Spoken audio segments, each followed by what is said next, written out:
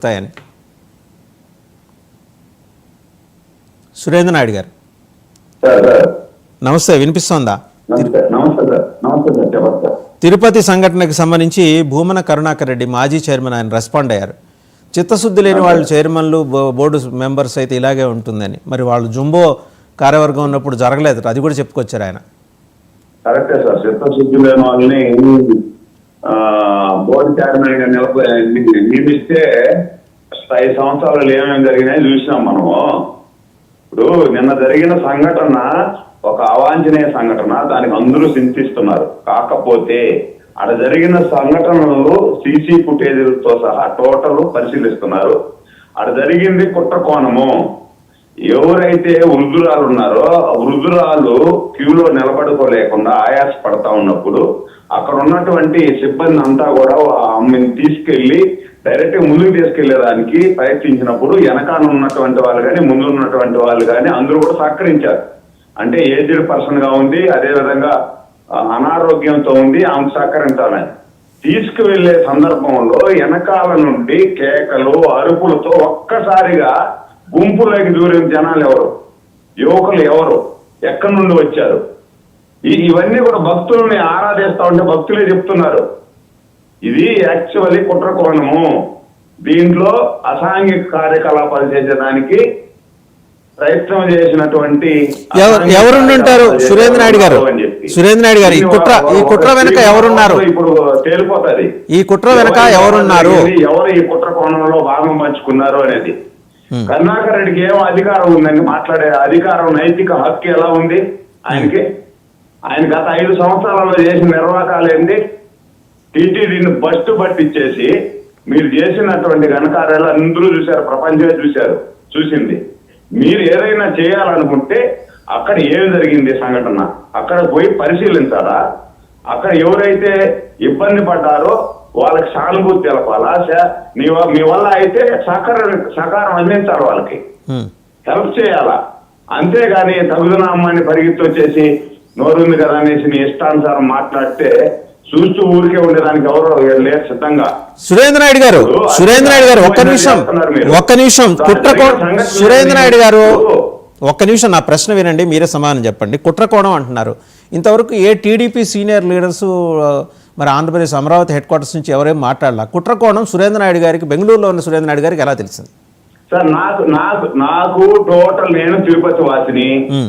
నాకు తిరుపతిలో ఏం జరిగింది నిన్న ఈవినింగ్ నుండి నాకు ఫోన్లు వచ్చాయి. మీరు కూడా ఎక్కడున్నారు రాండి ఇక్కడికి అని. నేను బెంగళూరులో ఉన్నాను అని చెప్పాను. చెప్పిన తర్వాత నేను రాత్రి నుండి టోటల్ ఆరాధించాను అక్కడెక్కడ ఏమేమి జరిగింది ఏంటి అనేది. టోటల్ నా దగ్గర సమాచారంతోనే నేను మాట్లాడుతున్నా, వేగ్గా నేను మాట్లాడటం లేదు. సమాచారం లేకపోతే నేనేం మాట్లాడతాను? ఎవరై ఉంటారు వాళ్ళు? వైసీపీ వాళ్ళ ఉంటారా? సమాచారం తీసుకున్నాను నేను. వాళ్ళు వైసీపీ వాళ్ళ ఉంటారా? వైసీపీ నియమించిన గ్యాంగులు అయి ఉంటాయా అవి? సార్ నేను వైసీపీ వాళ్ళ లేకపోతే ఇంకొకరా అనేది కొంచెం సమయం కావాలా మనకి. ఎవరు ఏమనేది తెలియజేయడానికి సమయం కావాలా. కానీ దీంట్లో ఏదో జరిగింది అనేది మాత్రం నాకు వచ్చిన సమాచారం ప్రకారం నేను వివిధ వర్గాల నుండి మా కార్యకర్తలు కానీ లేదా అక్కడ ఉన్నటువంటి భక్తులు కానీ, లోకల్ అని కదా నేను, ఎంతమంది భక్తులు మా వాళ్ళు తిరుపతిలో లైన్ లో నిలబడ్డారు, లోకల్ వాళ్ళు ఎంతమంది నిలబడ్డారు, ఏమి జరిగింది అనే సంఘటన నేను తీసుకున్నాను. కాబట్టి నాకు క్లియర్ గా అక్కడ వచ్చిన సమాచారం చెప్తున్నా నేను. ఎవరైతే ఇప్పుడు శాలంలో నుండి వచ్చిన వృద్ధురాలు చనిపోయింది, ఆమె ఫస్ట్ చనిపోయింది ఆమె. అది చాలా బాధాకరం. ఆమె క్యూలో నిలబడలేకుండా ఇబ్బంది పడతా, ఆయాస పడతా ఉండేటప్పుడు అక్కడ ఉన్నటువంటి సెక్యూరిటీ సిబ్బంది ఆమెను పక్కకు తీసుకెళ్లి ముందుకు తీసుకెళ్లేదానికి ప్రయత్నం చేసినప్పుడు ఆమెకి వెనకాల ఉండేవాళ్ళు కానీ ముందు ఉన్నటువంటి భక్తులు కానీ సహకరించారంట.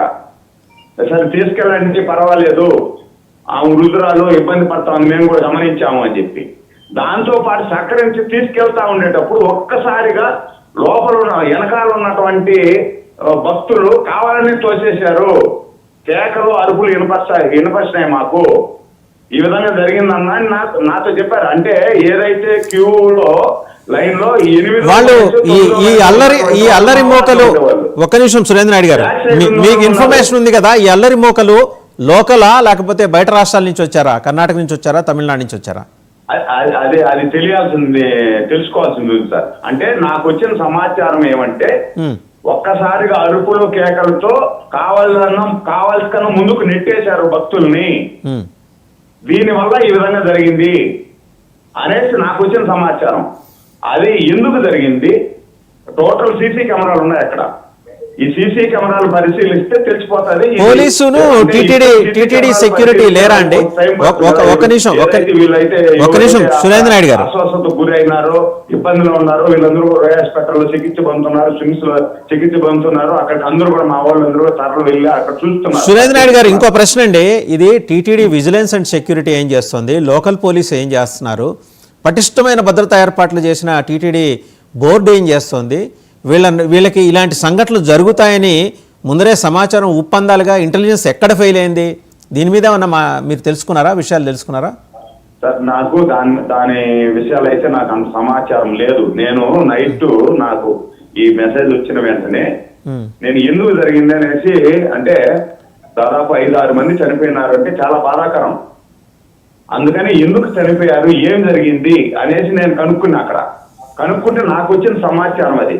ఇంకా లోతుగా సమాచారం రావాలంటే కొంత టైం పడుతుంది. అక్కడ ఉన్నటువంటి సెక్యూరిటీ సిబ్బంది కూడా ఏమన్నా వైఫల్యం జరిగిందా, లేదంటే అక్కడ వాళ్ళు తోపులాట్లలో గురైన వాళ్ళు, తోసిన వాళ్ళు, ఆ విధంగా ప్రవర్తించిన వాళ్ళు బయట నుండి వచ్చిన పిల్లవాళ్ళే ఏమన్నా ప్రవర్తించారా, లేదు లోకల్ గా ఉన్నటువంటి వాళ్ళు చేశారా, లేదు కుట్ర కోణం జరిగిందా, ఏమనేది మనకి ఈ రోజు మధ్యాహ్నం కానీ సమాచారం. మీరే అన్నారు కదా కుట్రకోణం అని, మీరే అన్నారు. మళ్ళీ ఇప్పుడు జరిగిందని అనుమానం మళ్ళీ మీరే వ్యక్తం చేస్తారు. అరుపులు కేకలతో దోషేసినారు అన్నప్పుడు అది కుట్రకోణంలో జరిగింది అనేది నా భావన, నా వ్యక్తిగత భావన. ఎందుకు ఇప్పుడు క్యూలో ఉండేటప్పుడు అరుపులు కేకలు అవసరం లేదు, తోసుకోవడం అవసరం లేదు. కాబట్టి నాకు కుట్రకోణం ఉందేమో అనేది నా అనుమానంతో నేను చెప్తున్నా. సో ఇంకా ఏమన్నా సందేహాలు ఉన్నాయంటే, పక్క రాష్ట్రాల నుంచి జనరల్గా ఇలాంటి గ్యాంగులు వస్తుంటాయి కదా ఈ ఘటనలు జరిగేప్పుడు. ఎందుకంటే అంతలా కుంభమేళాలో కూడా తొక్కిసలాట్లు జరుగుతాయి కానీ చనిపోవటాలు ఎప్పుడు జరగల. సో పర్టికులర్ గా ఏమవుతుందండి సార్, శ్రీనివాసం దగ్గర జరిగింది. శ్రీనివాసం దగ్గర ఏమవుతుందంటే స్థలం అంత ఎక్కువ ఉండదు, దానికి ఆనుకునే ఫ్లైఓవర్ ఉంటది, మెయిన్ రోడ్ ఉంటది, బస్సులు అన్ని అదే దారిలో తిరుగుతుంటాయి.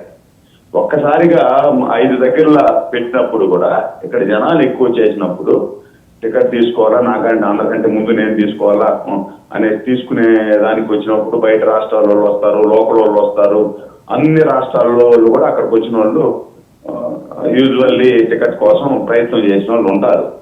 చేసినప్పుడు అక్కడ ఎవరు జరిగింది, ఏమి జరిగింది, బయట నుండి వచ్చిన వాళ్ళే అత్యుత్సాహంతో ఇంకా ముందుకు తీసుకోవాలా, లేదంటే నాకు టికెట్ దొరకదని ఏమన్నా తోపులాట్లు జరిగినాయా అంటే ఇరుకు క్యూ లైన్లు ఉంటాయి అక్కడ. మనం భారీగా ఇప్పుడు కుంభమేళంతో మనం దీన్ని చూసేదానికి కాదు.